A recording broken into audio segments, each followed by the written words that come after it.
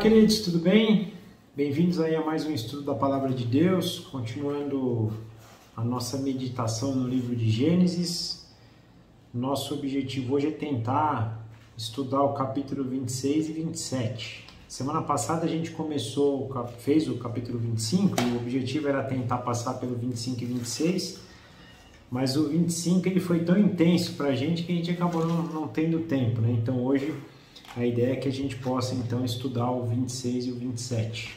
De qualquer maneira, a gente tem avançado bem, espero que vocês estejam gostando. É um livro que tem nos enriquecido muito, né? Tem muita coisa boa aqui que a gente pode tirar da história da criação, da história dos julgamentos de Deus por meio, né, do dilúvio, de Noé, depois Sodoma e Gomorra, agora na história de Abraão, a escolha do povo de Israel, passando agora também por Isaac, vamos ver depois Jacó, José, os patriarcas aí da família de Abraão, os patriarcas do povo judeu.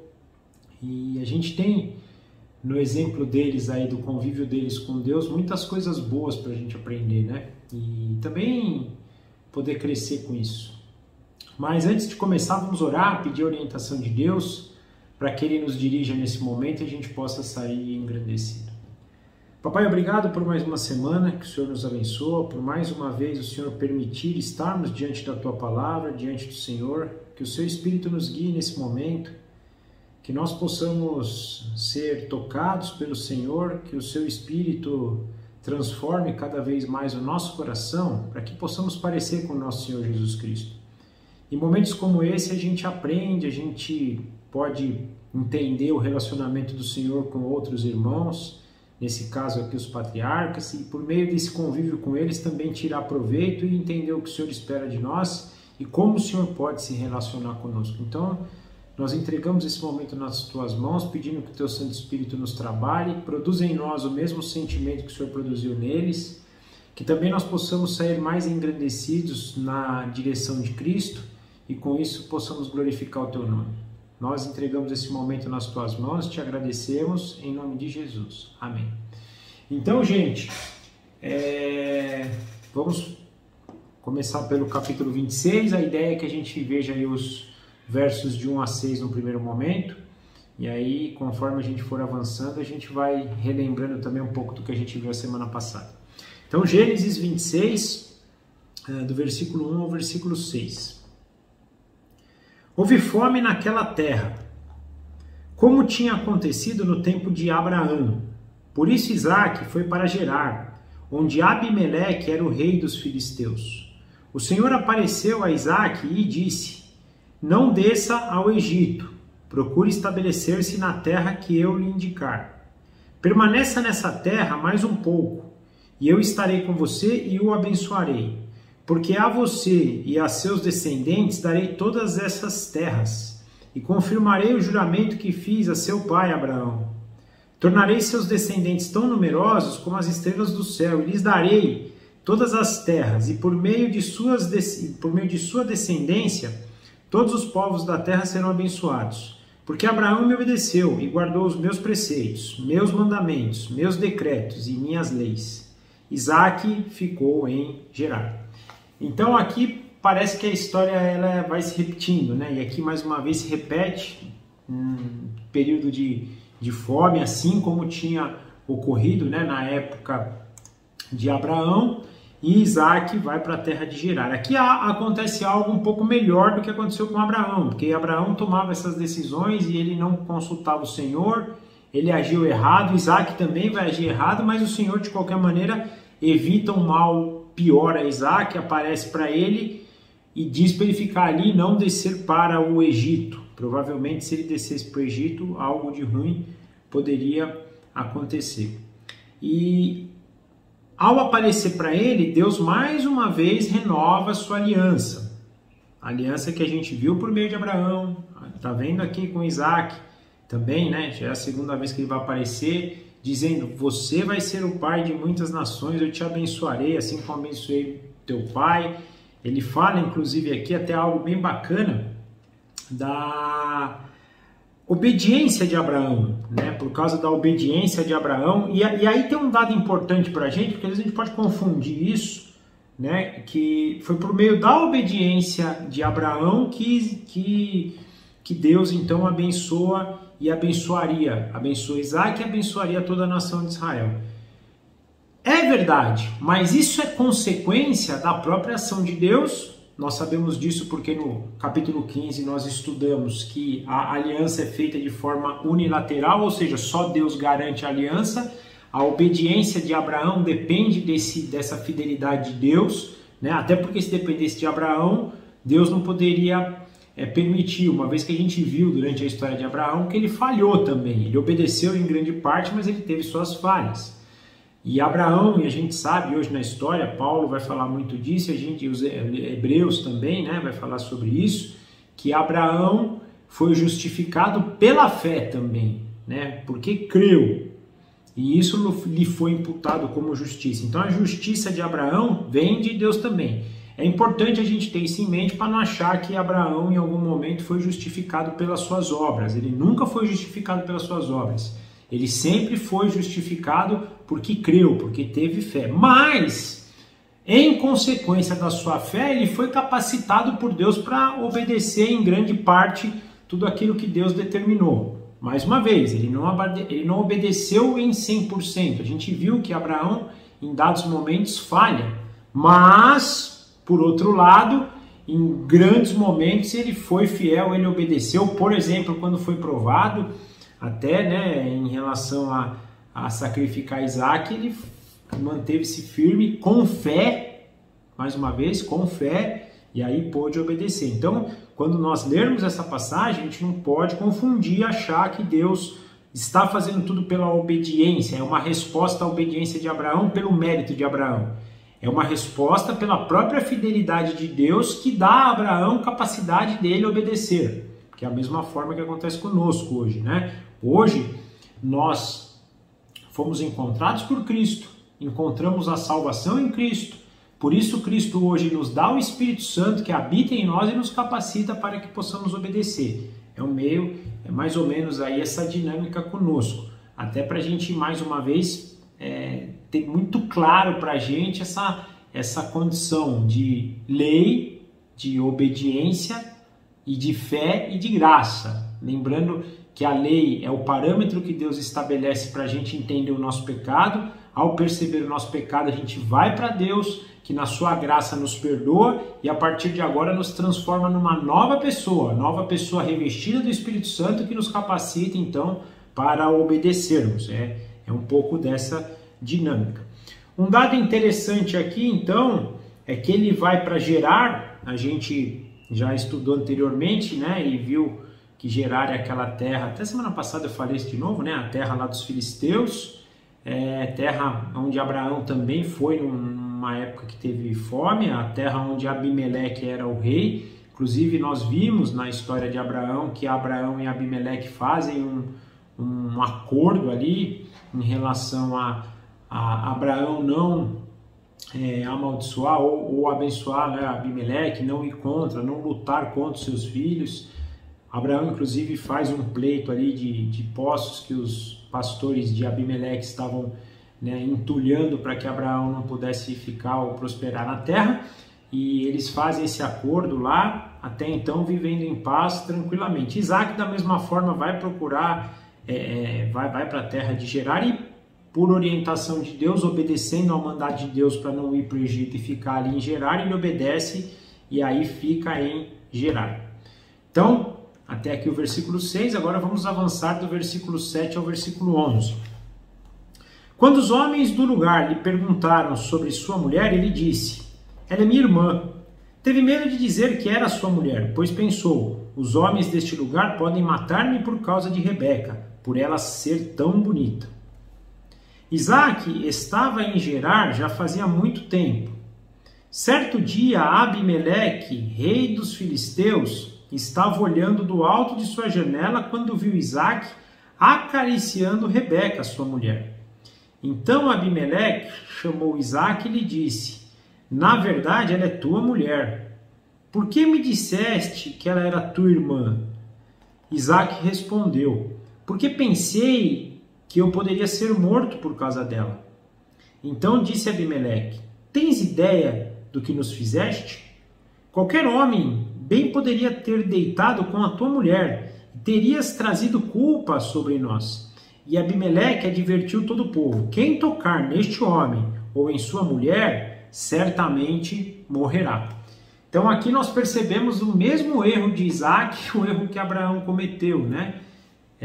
Dizendo que ela era sua mulher. Neste caso específico, ela não era irmã, porque no caso de Abraão, até Sara era meia irmã de Abraão. Nesse caso, Isaac mente mesmo, né? Ela não é minha irmã. Não sei que ele vá naquele intuito, não, mas ela é da minha parentela, então é nesse sentido. Mas a gente sabe que aqui está soando como mentira, uma vez que ele está fazendo isso para se proteger. Então, quando a gente viu Abraão e ele teve esse problema tanto no Egito quanto em Gerar, nós dissemos ali que faltou ele confiar em Deus, e Isaac da mesma forma não confia na providência de Deus em livrá-lo do mal. Então, por mais que ele pudesse chegar e falar que a sua mulher fosse bonita, Deus não ia permitir que nada acontecesse com ele, até porque ele era o filho da promessa, e ele tinha, né, muito forte isso, ele já tinha visto. Você imagina alguém que quase foi sacrificado, né, no caso dele de Abraão, e foi salvo? Você acha que ele não ia ter esse entendimento?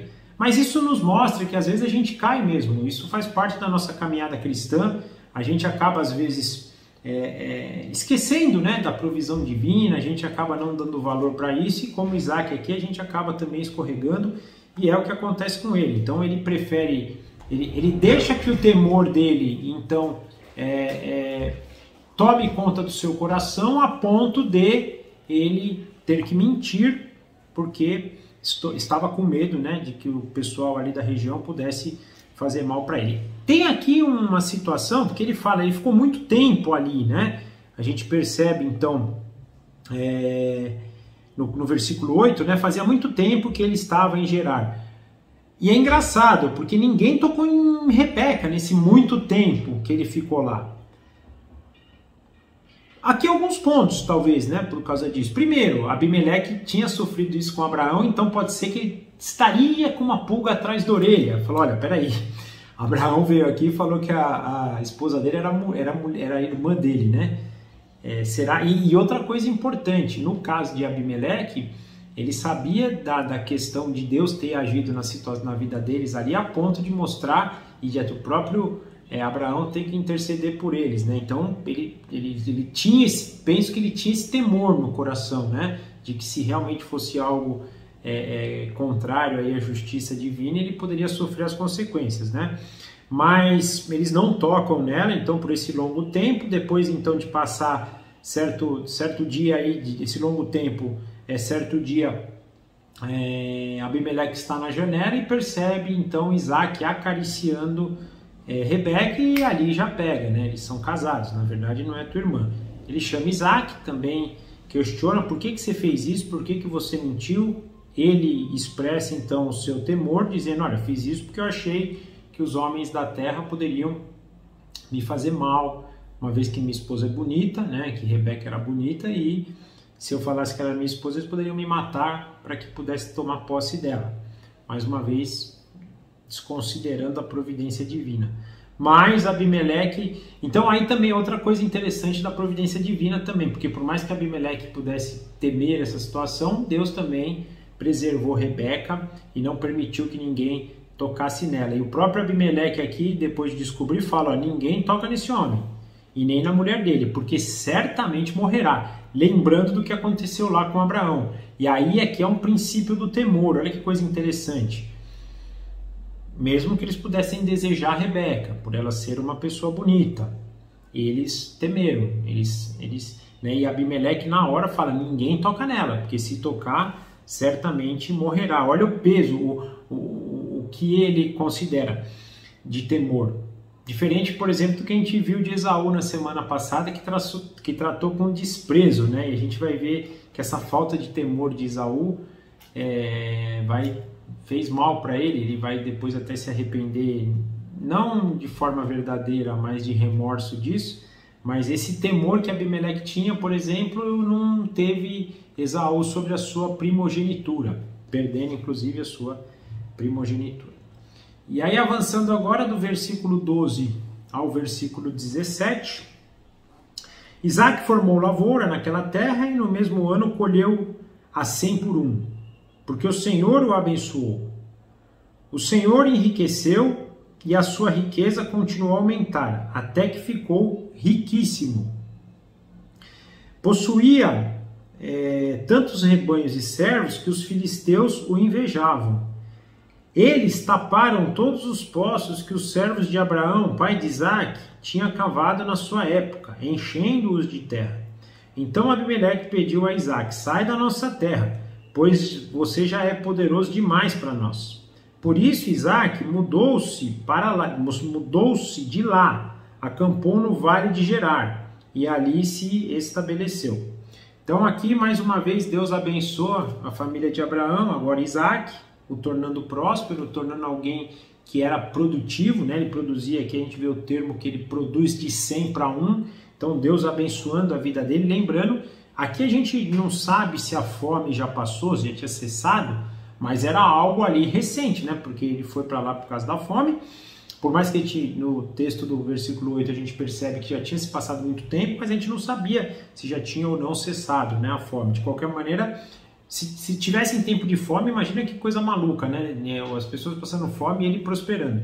Mesmo assim, se não fosse, Deus o fez prosperar no sentido de dar uma boa riqueza, uma boa colheita para ele, uma boa lavoura. Ele foi enriquecendo, então, a ponto de trazer então trazer inveja dos filisteus. Inveja que faz com que eles boicotem então Isaac, eles tampam os poços. Naquela época era importante, né? Imagina, aquela terra é uma terra seca, é uma terra de deserto, né? Ou grande parte ali de deserto. Você fechava um poço, você prejudicava todo mundo. Então eles fizeram isso com Isaac para que Isaac pudesse ser contido, e fizeram isso por inveja. E aí chega a ponto de Abimeleque falar: cara, sai do meio de nós porque você já está causando mal, você está ficando perigoso, entre aspas assim, você está ficando tão poderoso que daqui a pouco você vai tomar nosso lugar, né? Isso mostrando que quando Deus faz alguém prosperar, Deus não poupa a ponto dessa pessoa, né, se tornar poderosa, se tornar alguém, né, próspera. E aqui é um exemplo importante. Logicamente que aqui tudo isso está acontecendo para a glória de Deus e para o cumprimento das promessas que Deus tinha, né? Mas é algo que nos traz aí à mente o quanto o Senhor age aí, né? E agia na vida de Isaac também. Agiu na vida de Abraão, agia na vida de Isaac e vai agir na vida de Israel, Jacó, de Israel como um todo, né? Agora avançando do 18 para o 23, né? Só uma coisa importante, gente, eu tô um pouquinho rápido aqui porque esses dois capítulos são muitos textos, né? Então a gente, para conseguir passar por eles dois, mas eu acho que também os assuntos que a gente tem tratado e vai tratar nesses dois capítulos, dá para a gente ir dessa forma, tá? Então, do 18 ao 23. Isaac reabriu os poços cavados no tempo de seu pai Abraão, os quais os filisteus fecharam depois que Abraão morreu, e deu-lhes os mesmos nomes que seu pai lhe havia dado. Os servos de Isaac cavaram no vale e descobriram um veio de água. Mas os pastores de Gerar discutiram com os pastores de Isaac, dizendo: a água é nossa. Por isso Isaac deu ao poço o nome de Ezeque, porque discutiram por causa dele. Então os seus servos cavaram outro poço, mas eles também discutiram por causa dele. Por isso o nome se chamou Sitna. Isaac mudou-se dali e cavou outro poço. E ninguém discutiu por causa dele. Deu-lhe o nome de Reobote,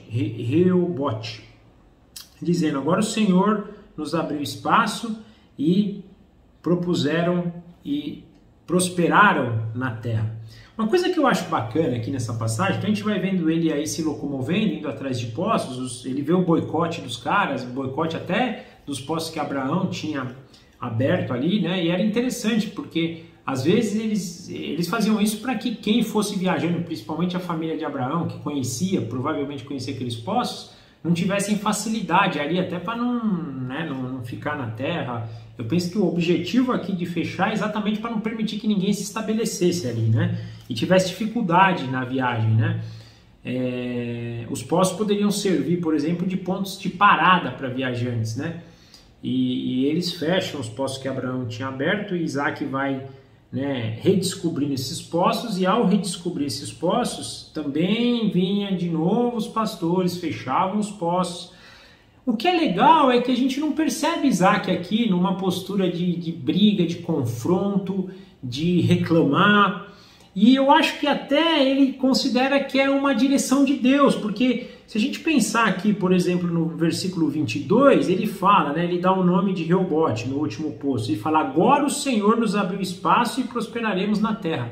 Então, eu imagino que ele até falava assim: poxa, se os caras estão fechando aqui, é porque não é aqui que Deus vai nos fazer prosperar, ia para o próximo, mesma coisa. A gente não percebe dele aqui, né, essa coisa, vou brigar com os caras, eu vou entrar em guerra porque eles fecharam o meu poço, ou ficar reclamando, não é possível, onde eu vou, esses caras vêm atrás de mim fechar. Não, ele ia continuando, ele olhava para frente, a caminhada dele continuava, entendendo que o Senhor iria estabelecê-lo aonde tivesse que ser, que é uma postura diferente do que ele teve quando chegou em Gerar. Aqui parece que ele tem um entendimento agora que, olha, aonde Deus quiser vai ser, aonde nós tivermos que ficar, Deus vai estabelecer e vai nos fazer seguros ali, inclusive nos garantindo o poço. E é o que ele faz. Então ele continua até chegar a esse lugar de Reobote, né? E ali ele agradece a Deus, entendendo: agora o Senhor nos abriu um espaço e nós prosperaremos na terra. Que é um dado interessante. Ele reconhece quem dá prosperidade para ele, que é uma dificuldade que nós temos. Às vezes a gente fica, né, prosperei porque eu sou muito bom, eu faço isso, eu faço aquilo. Gente, quem dá prosperidade para a gente é Deus. Quem dá o que nós temos, primeiro, quem dá o ar que a gente respira é Deus. Então, se a gente respira e está vivo hoje, a gente já depende de Deus disso. Agora, o restante são tudo bênçãos a mais que Deus nos dá: casa, comida, trabalho, roupa, o que a gente pode ter, né? É Deus que nos abençoa, e Isaac aqui está tendo essa leitura, está sendo grato a Deus, entendendo quem é o Senhor da vida dele, entendendo quem provê ele. Diferente do que aconteceu então quando ele chegou em Gerar e teve medo, agora ele se coloca numa posição de quem é realmente filho.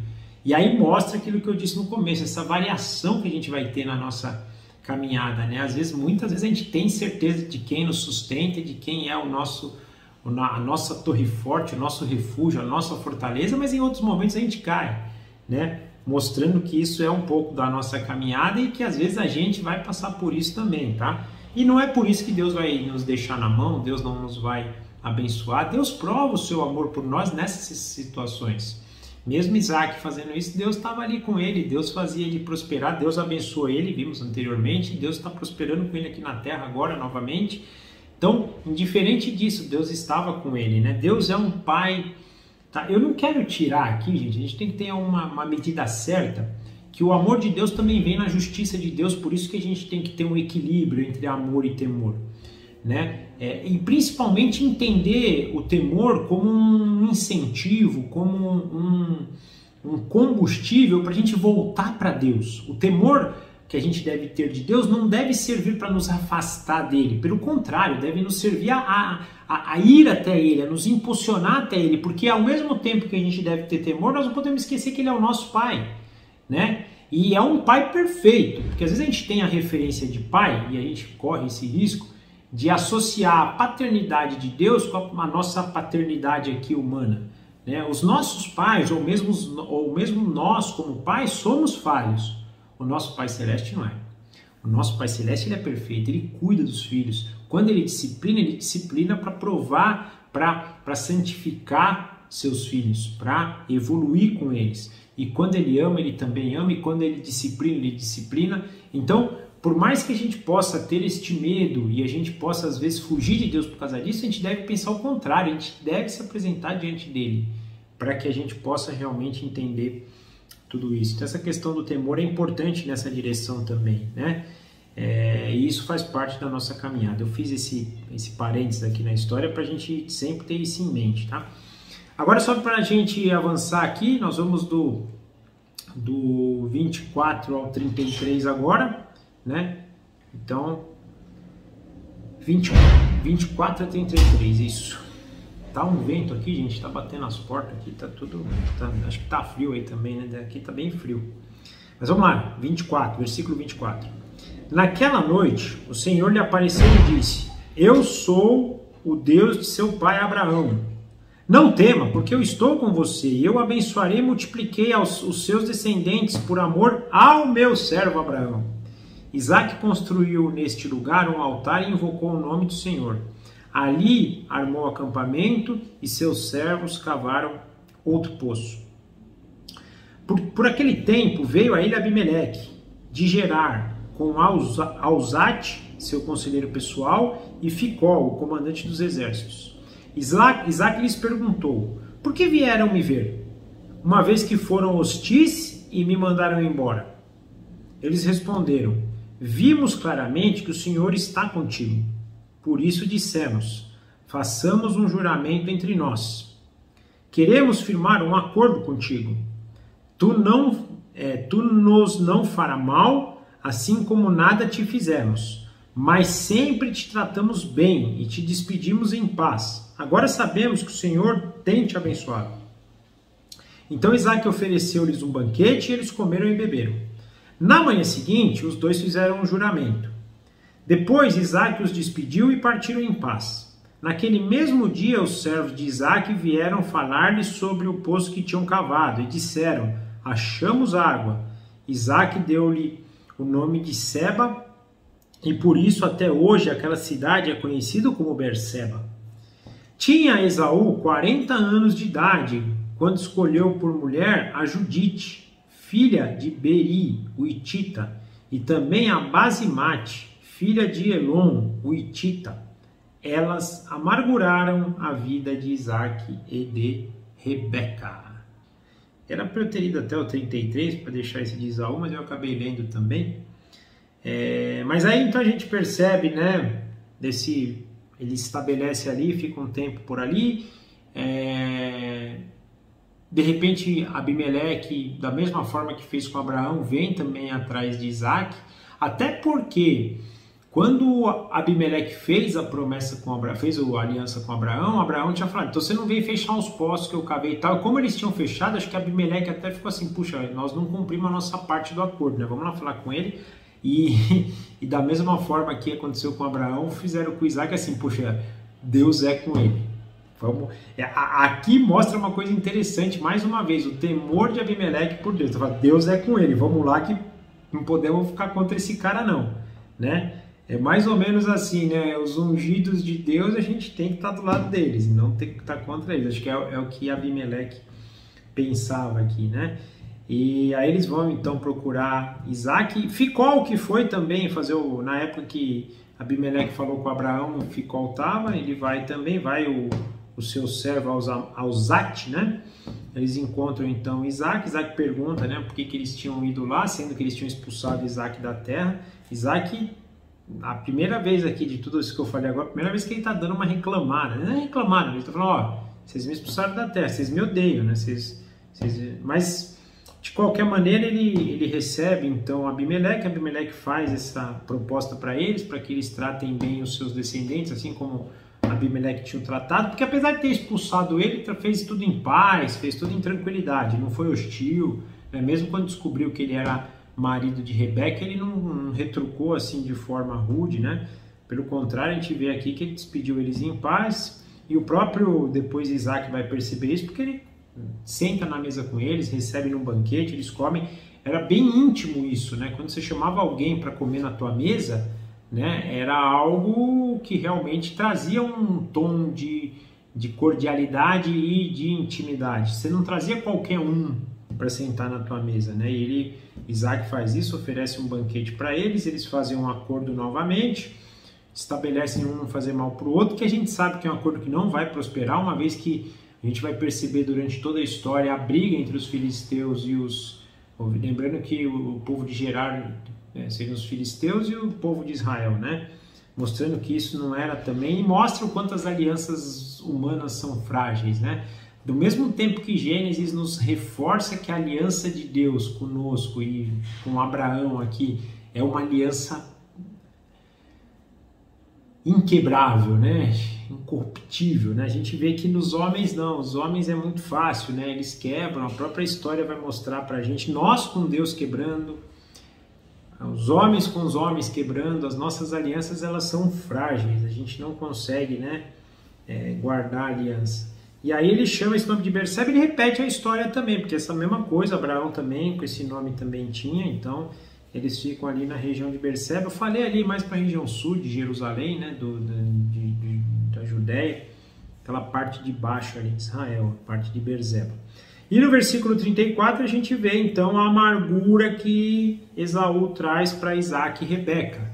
Esaú casa com as mulheres da terra, provavelmente mulheres idólatras de outros deuses, o que afasta Esaú de Deus. Se Esaú já era distante de Deus, agora então fica mais distante ainda, a ponto de trazer amargura à vida de Isaac e Rebeca. Esse termo é difícil, né? Olha, amarguraram de vida. Elas amarguraram a vida de Isaac e de Rebeca, provavelmente adorando outros deuses, fazendo tudo que era contrário à vontade de Deus, né? E dessas pessoas vão surgir os edomitas, né? Acho que os amalequitas também, se não me engano, mas mais os edomitas, né?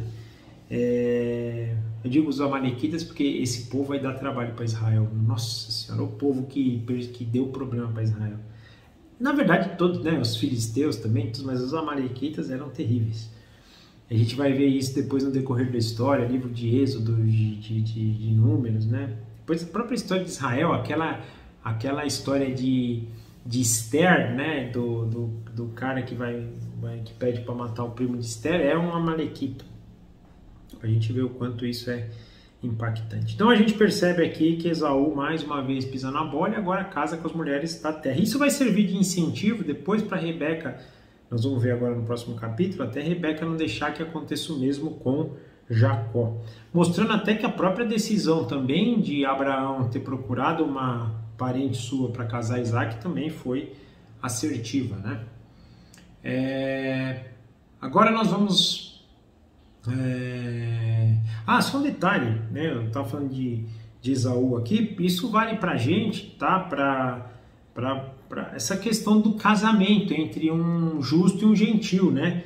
O quanto esse jugo desigual é crítico, né? Da mesma forma aqui que Esaú errou, a gente tem que tomar cuidado, não é possível a gente casar com uma gentia. Eu penso, as pessoas falam, mas e se a pessoa se converter? É um risco bem grande. E a gente vai ver pessoas na história se perdendo por causa disso, né? Esaú se perdeu. A gente vai ver Salomão. Salomão foi alguém que teve a sabedoria de Deus, mas dos seus muitos casamentos se desviou de Deus. Mostrando que até Salomão, que foi alguém que recebeu a sabedoria divina, se perdeu nessa questão do relacionamento com gentias, né? Nos mostrando aqui que da mesma forma que Rebeca e Isaac se amarguraram da alma, nós também vamos ter amargura se a gente permitir que os nossos filhos tenham casamentos gentios. Até pelos netos que virão, né? Vão se afastar, não tem jeito. Gente, infelizmente, é uma dura realidade. Mas infelizmente é muito mais fácil quando a gente convive num mundo, numa roda de escarnecedor, quando a gente convive com ímpios, é muito mais fácil o ímpio desviar a gente do que a gente evangelizar o ímpio. Isso não quer dizer que a gente deva ficar fechado na nossa casa, a gente tem que se fortalecer em Deus e ir para onde Ele mandar a gente, até porque a gente é chamado, né, como diz Mateus 28, para ir e discipular eles, né, trazê-los para o reino. Mas a gente tem que tomar isso, tem que tomar muito cuidado, a gente tem que estar com muita comunhão com Deus para poder fazer isso com segurança. Porque senão a tendência é que eles nos impactem mais do que a gente impacta eles, né? Por isso que é necessário, quando a gente se colocar numa posição evangelística, a gente estar fortalecido na rocha, estar fortalecido em Jesus Cristo, buscar a orientação, a plenitude, a capacitação do Espírito Santo, senão a gente pode cair. Vamos avançar para o capítulo 27, começando agora do versículo 1 a 4. Agora vamos de novo, a história de Isaac ela é muito curta, né? A gente está vendo aqui alguns capítulos e agora ele já começa a migrar para a história de Jacó, já no capítulo 27, interessante isso. Não foi investido muito tempo em Isaac, né? Não que isso torne menos importante, mas é só um comentário, né? Então, do versículo 1 ao versículo 4. Tendo Isaque envelhecido, seus olhos ficaram tão fracos que ele já não podia enxergar. Certo dia, chamou Esaú, seu filho mais velho, e lhe disse: Meu filho. Ele respondeu: Estou aqui. Disse-lhe Isaque: Já estou velho e não sei o dia da minha morte. Pegue agora suas armas, o arco e a aljava e vá ao campo caçar alguma coisa para mim. Prepare-me aquela comida saborosa que tanto aprecio. Traga-me para que eu coma e o abençoe antes de morrer. Gente, parece, o 26 é como se fosse mais ou menos, né, um parênteses na história para falar dessa passagem de Zerá, mas a gente tem que fazer essa passagem em conexão com o capítulo 25, que é quando a gente viu lá o nascimento deles, né, de Esaú e Jacó, mas principalmente quando Esaú vende o seu direito de primogenitura para Jacó. E o impacto vai estar nessa passagem. E também da própria profecia que a gente viu que Rebeca recebeu de Deus quando ela estava grávida. Mesmo antes de saber que estava grávida de gêmeos, Deus profetizou para ela: tem 2 grandes nações dentro do teu ventre. Elas são inimigas, elas vão guerrear, a ponto de Jacó nascer brigando com a primogenitura, né? Jacó nascer pregado no pé de Esaú. E agora a gente vai ver o decorrer, o que acontece. Mas aqui começa então na história já Isaque estando velho, não enxergando mais direito. Então ele chama já com medo de morrer. A gente sabe que aqui Isaque vai viver bastante tempo ainda. A gente vai ver que vai dar até tempo de acontecer muita coisa com Jacó antes dele morrer. Mas a gente percebe aqui que ele já está cego, ou próximo de estar cego. Chama Esaú para poder abençoá-lo como seu primogênito. Então Isaque está insistindo aqui que Esaú era o primogênito, ele queria abençoar Esaú como seu primogênito, pede para que ele, então, né, vá e casse. E a gente viu que Isaque era meio picareta, porque ele gostava de Esaú por causa da caça, das comidas gostosas que Esaú trazia para ele. Ele fala: vai lá, traz uma comida para mim e depois de comer eu vou te abençoar. Então ele está fazendo aquilo que já era o modus operandi dele, de porque ele gostava mais de Esaú do que de Isaque. Agora dos 5 ao 29, que vai ser uma passagem um pouquinho mais longa. Ora, Rebeca estava ouvindo o que Isaque dizia a seu filho Esaú.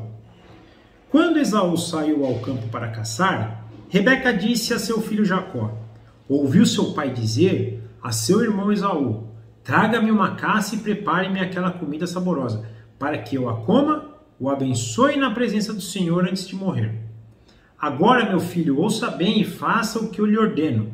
Vá ao rebanho, traga-me 2 cabritos escolhidos, para que eu prepare uma comida saborosa para o seu pai, como ele aprecia.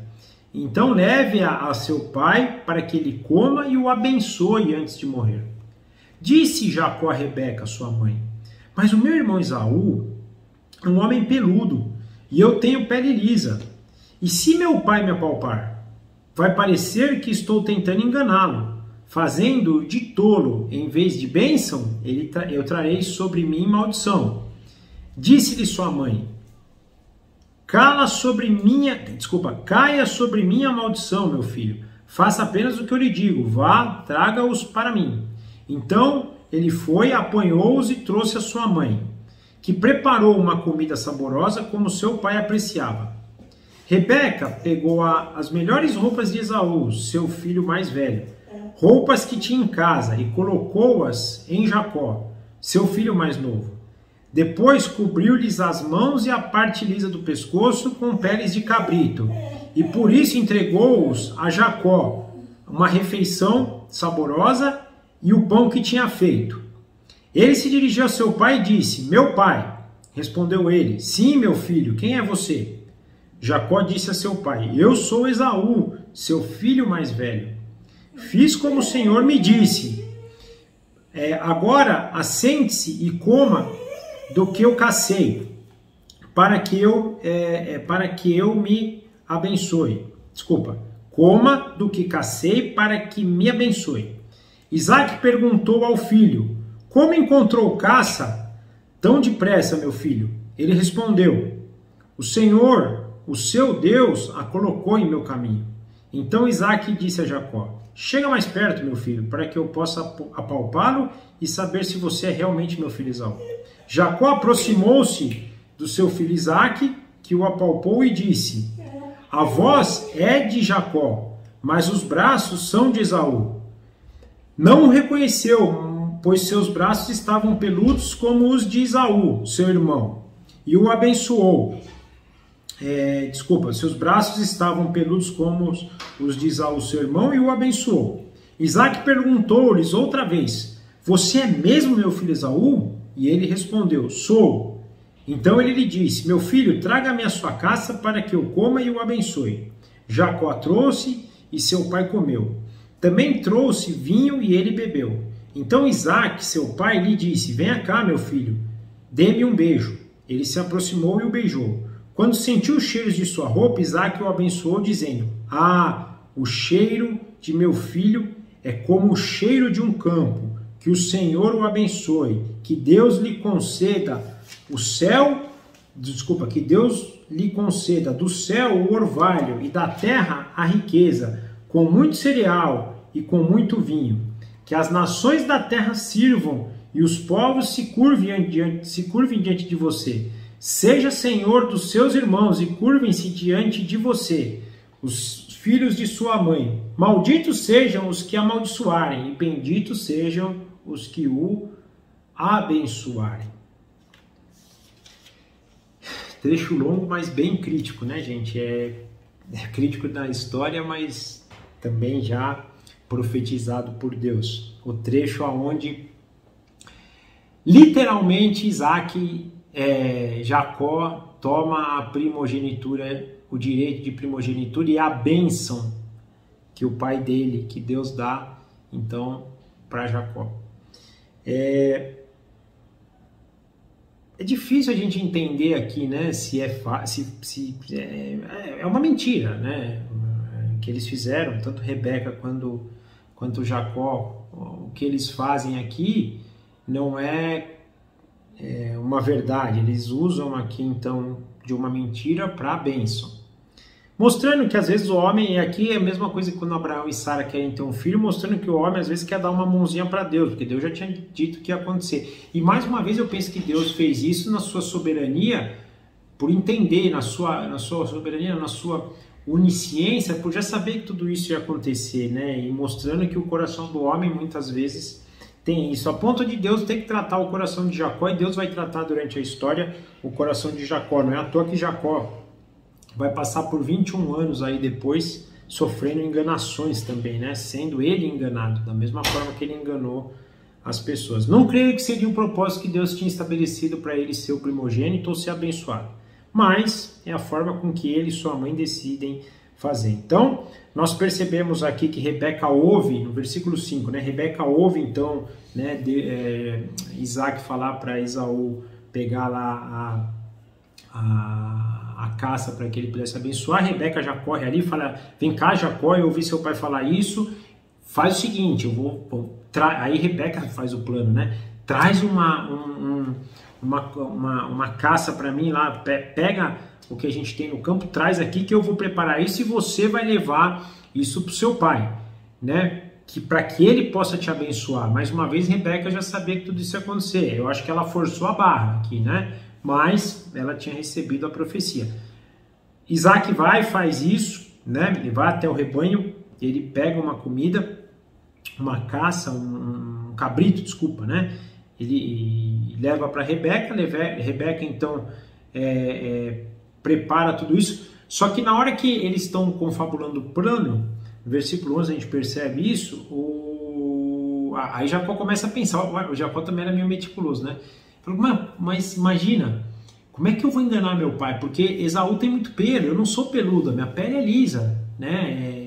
Ele não vai distinguir pela visão, mas vai distinguir pelo tato. A própria voz, a gente vê que Isaque aqui quase pega eles pela voz também, né? Mas ele passa a tramar, e aí ele fica preocupado com o seguinte: se meu pai descobrir, em vez de eu trazer bênção para minha vida, ele vai trazer maldição, ele vai me amaldiçoar, né? Que aqui também nos mostra algo que eu penso que é aquela nossa falta de fé. Mais uma vez, gente, eu falei isso semana passada e reforço aqui. Deus tinha falado para Rebeca que o escolhido era Jacó e que ele ia ser que Esaú ia servir a ele, né? E eu acredito que Rebeca não guardou essa informação. Ela pode até não ter falado para todo mundo claramente, até para o próprio Esaú pode não ter falado para não magoar o filho, mas eu acredito que ela falou isso para Jacó, eu acredito que ela falou isso para Isaac, né? E talvez eles não tenham dado a devida importância, talvez não tenham acreditado na profecia que Rebeca tinha recebido, achando que ela podia estar, né, se equivocando. E aqui ele também, mais uma vez, está mostrando um pouco de falta de fé. Ele fala, poxa, se eu for descoberto, que vai cair maldição sobre mim. Só que ela já tinha falado que não, Deus já tinha falado para ela que não, que ele seria o filho, né, primogênito de escolha, né? Mas Rebeca vai convicta, fica tranquilo, se der problema eu assumo, a maldição vai cair sobre mim. Então ele vai, pega a caça, o cabrito, traz para Rebeca, Rebeca prepara aí a comida para ele, né, para Jacó, prepara roupas, ela pega roupas de Esaú para que ele pudesse vestir, eles fazem todo um trama ali que eles põem pelo... Eles pegam pelo de cabrito e põem na pele de Jacó para que ele pudesse realmente parecer Esaú, né? E aí então ele vai, todo camuflado com as peles de cabrito, com as roupas de Esaú e com a roupa, né? Para falar com Isaac. Chega diante de Isaac, versículo 18, meu pai, ele responde, sim, meu filho, quem é você? E aí já Isaac, epa, quem é você? Aqui tem algo importante, mostrando que Isaac não cai assim de cara, né? E aí já vem a mentira de versículo 19 de Jacó. Eu sou Esaú, seu filho mais velho. Fiz como o Senhor me disse. Agora fica sentado aí para que eu possa te dar a caça que eu trouxe para você comer e você me abençoe. E já mostrando aqui que o grande objetivo era receber a bênção. E aí Isaac faz uma pergunta interessante, ele fala, poxa, mas como você encontrou caça tão depressa? Esaú já deveria ter feito essa situação outras vezes, ter trazido caça para eles, deve ter demorado mais tempo, né, para Esaú voltar com a caça. E mais do que isso, né, ele já sabia que não era, Isaac também não era, acho que, né, assim, burro a ponto de achar que foi algo tão rápido, né? Então aqui ele levanta uma interrogação e uma coisa importante aqui que talvez ele até já soubesse que não era, né? Aí, sei lá se ele reconheceu a profecia que Deus deu para Rebeca ou não, mas ele deixa acontecer, né? E aí fala, vem cá, chega mais perto para que eu possa palpar e saber se você é realmente meu filho Esaú. Então, vamos tirar essa prova aí, né? Jacó chega perto dele e ele, na lata, fala, a voz é de Jacó, mas os braços são de Esaú. Então aqui podia ter, né, deu aqui uma confusão, mas ele fala, tudo bem, o braço é de Esaú. Ele não reconheceu, essa questão fala aqui no versículo 23, né, que ele não reconheceu, ele pensa que é Esaú por causa dessa camuflagem aí dos pelos, né?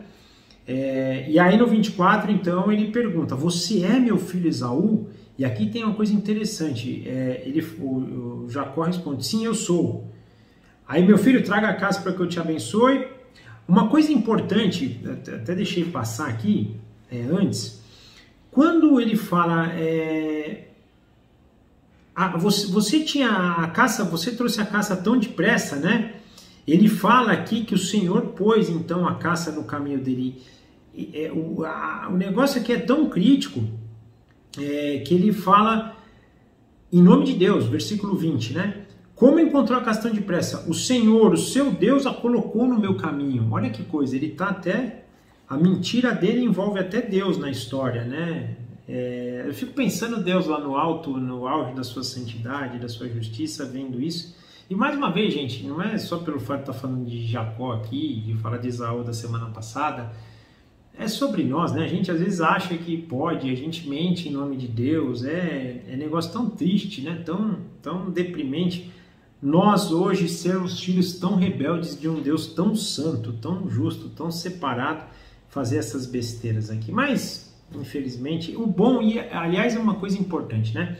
Diante de todo esse absurdo, essa história, a gente está vendo aqui quantos absurdos foram feitos. Deus não tira o amor dele, né? Quando Deus escolhe alguém, olha só, olha o nível, né? Olha tamanha enganação, né?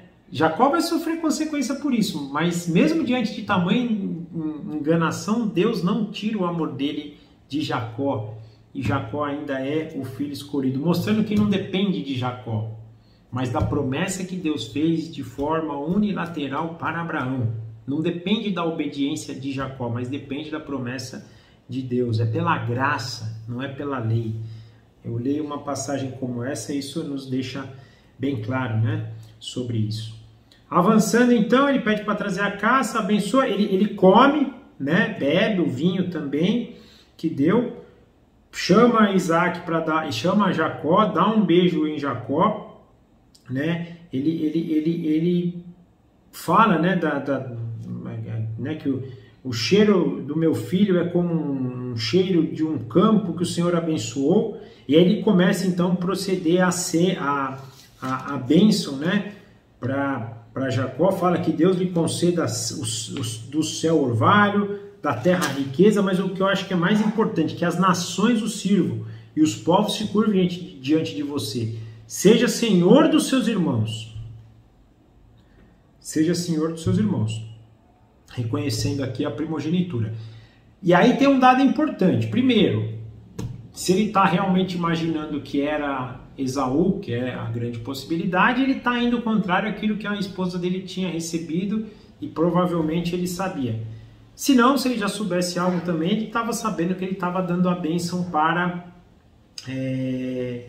Jacó e não para Esaú. Mas de qualquer maneira ele está abençoando aqui o primogênito, que apesar de ser um movimento todo de engano, é um movimento para Jacó e não para Esaú, mostrando que também isso é consequência da negligência, do desprezo de Esaú em sua primogenitura, de ter vendido a mesma por um prato de lentilha, né? Avançando agora do versículo 30 ao versículo 41, até o 40, né? Do versículo 30 ao 40. Quando Isaac acabou de abençoar Jacó, mal tendo ele saído da presença do pai, seu irmão Esaú chegou da caçada. Ele também preparou uma comida saborosa e trouxe a seu pai. Ele disse: meu pai, levante-se e coma da minha caça, para que o Senhor me dê a sua bênção. Perguntou-lhe seu pai Isaac: quem é você? Ele respondeu: sou Esaú, seu filho mais velho. Profundamente abalado, Isaac começou a tremer muito e disse: quem então apanhou a caça e trouxe a mim? Acabei de comê-la antes de você entrar e a ele abençoei, e abençoado ele será. Quando Esaú ouviu essas palavras de seu pai, deu um forte grito e, cheio de amargura, implorou a seu pai: abençoe também a mim, meu pai. Mas ele respondeu: seu irmão chegou astutamente e recebeu a bênção que pertencia a você. E disse Esaú: não é com razão que o seu nome é Jacó. Já é a segunda vez que ele me engana. Primeiro tomou meu direito de primogênito, de filho mais velho, e agora recebeu a minha bênção. Então perguntou ao pai: o Senhor não reservou nenhuma bênção para mim?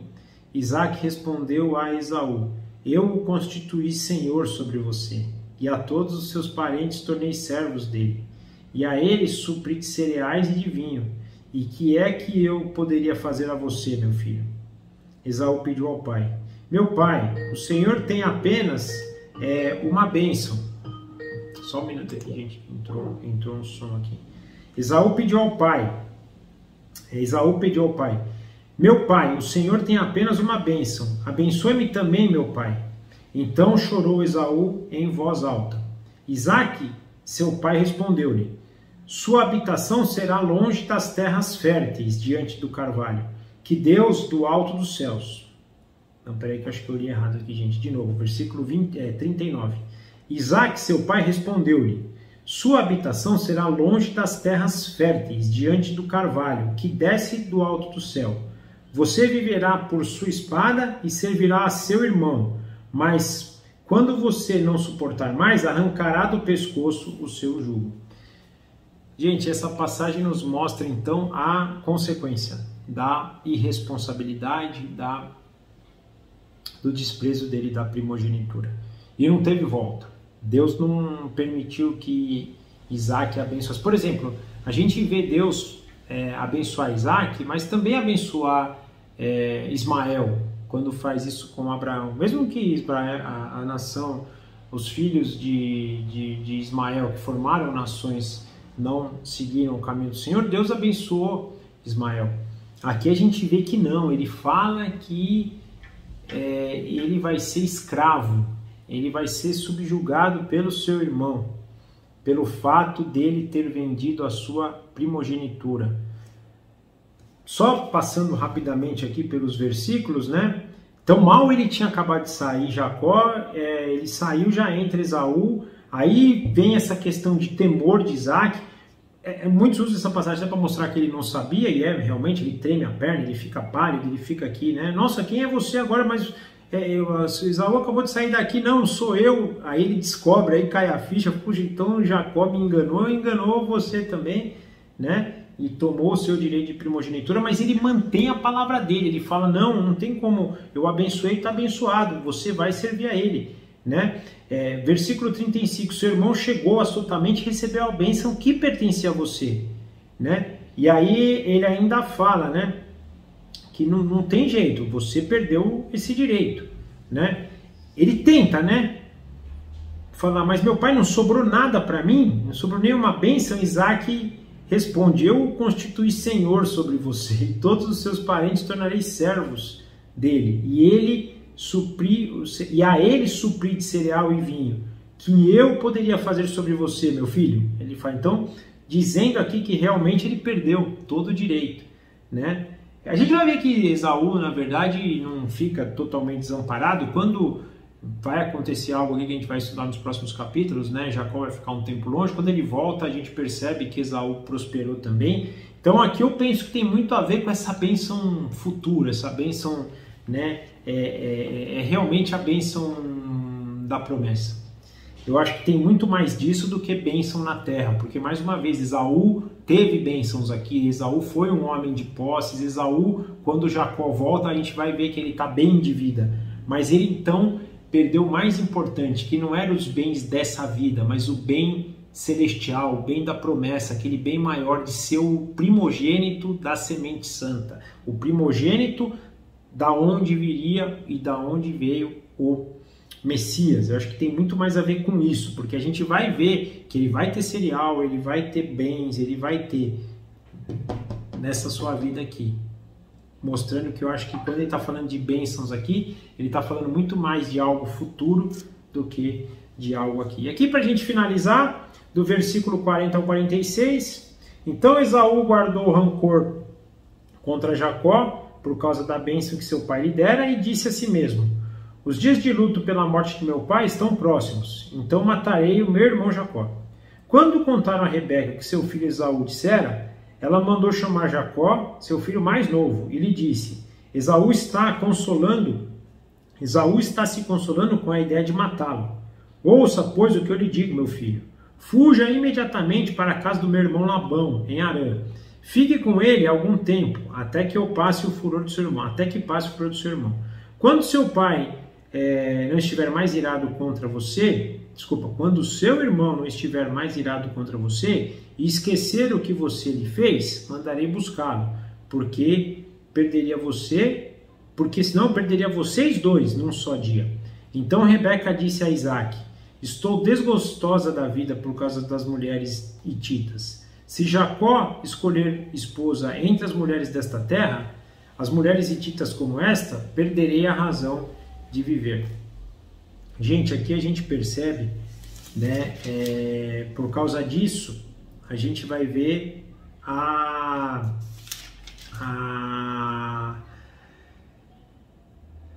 fuga de Jacó. E Jacó tem que sair dali, né, para que ele pudesse ser preservado da vida. Esaú deu como meta, o único consolo que eu tenho é matar meu irmão. Rebeca ficou sabendo disso. Rebeca sabia que se ele matasse o irmão, ela ia perder os 2 filhos. Então, por isso, ela dá essa instrução para Jacó fugir para a casa do irmão dela. A gente vai perceber aqui, na verdade, que isso vai ser quase que uma disciplina, né, de Deus também para Jacó. Porque a partir de agora, nós vamos estudar isso nos próximos capítulos, Jacó vai sofrer o que ele praticou, né? O que ele fazia, vão fazer com ele, mostrando que isso também vai servir de consequência para ele. Mas eu imagino você passar 21 anos longe do teu pai, longe da tua mãe, com o perigo do teu pai morrer, que era o estado de Jacó aqui, de Isaac. Então foi um baque muito grande. E Rebeca ainda fala da mesma forma que Abraão falou lá para o seu servo buscar alguém. Rebeca fala, não, que ele não case com ninguém daqui, que ele vai pegar alguém lá na nossa parentela, porque se ele casar com uma hitita, eu vou perder a razão de viver. Ela já era amargurada por causa das mulheres de Esaú, imagina também se fosse por causa de Jacó. Mas basicamente é isso, para Jacó, por ter feito algo também que provavelmente foi contrário à vontade de Deus, não era a forma com que Deus queria para que se estabelecesse a primogenitura, ele também sofre as consequências e agora vai pagar por elas nos próximos capítulos aí que a gente vai ver. Mostrando, gente, que às vezes a gente precisa ter sabedoria, precisa ter paciência, precisa saber esperar o plano de Deus, porque às vezes a gente quer dar uma ajudinha para Deus e a gente faz essas lambanças, como Jacó fez. Ser contente no que Deus faz com a gente, porque se Deus te determinou como filho da promessa, se Deus te determinou como escolhido, se Deus te determinou um plano maior, Ele vai cumprir no tempo dele, mas Ele vai cumprir. Às vezes a gente não tem essa paciência, e Jacó não teve. A própria Rebeca não teve. Tudo bem que se colocou uma situação ali de que Isaac pudesse abençoar Esaú. Porém, eu acredito que se eles não tivessem feito nada, Deus teria feito. Porque se a vontade de Deus era que a descendência prometida viesse por meio de Jacó, da nação de Israel, Deus ia prover. E a gente precisa ter confiança nisso, né? Confiar em Deus, confiar na sua soberania, na sua majestade, confiar na sua condução da história. E muitas vezes a gente se perde. A gente vê aqui mais uma vez, como já vimos, né, no relato de Gênesis, muitos se perderem, o próprio Abraão, Isaac, né, com a questão de Gerar, e agora Jacó, se perde. E quando a gente se perde, infelizmente, a gente não perde a promessa. Mas, aliás, no caso de Esaú, a gente viu até que ele perdeu a promessa. No caso de Jacó, não perde a promessa, mas vai sofrer as consequências. Amém? Eu corri um pouquinho no final aqui para a gente poder terminar, avançou um pouquinho, mas espero que vocês tenham gostado. Eu vou orar então, finalizando, e amanhã a gente se encontra de novo. Amém? Amanhã não, a semana que vem. Papai, obrigado por mais esse dia que o Senhor nos abençoou, pela Tua palavra, pelos Teus caminhos, que a gente possa seguir o que o Senhor nos tem determinado, que essa palavra encontre guarida em nosso coração, que a gente possa ser transformado e a gente possa confiar no Senhor, a gente possa entender o Teu plano, entender o Teu tempo, e a gente não queira, para as nossas próprias ideias, tentar ajudar o Senhor naquilo que o Senhor tem a fazer. A gente só se entregue ao Senhor em submissão, em paciência, em paz, em tranquilidade, em contentamento. Nós consagramos a nossa semana ao Senhor, que o Senhor nos abençoe em tudo e a gente continue na Tua presença. Nós oramos assim agradecidos em nome de Jesus. Amém. Tchau, gente. Obrigado. Até a semana que vem. Forte abraço.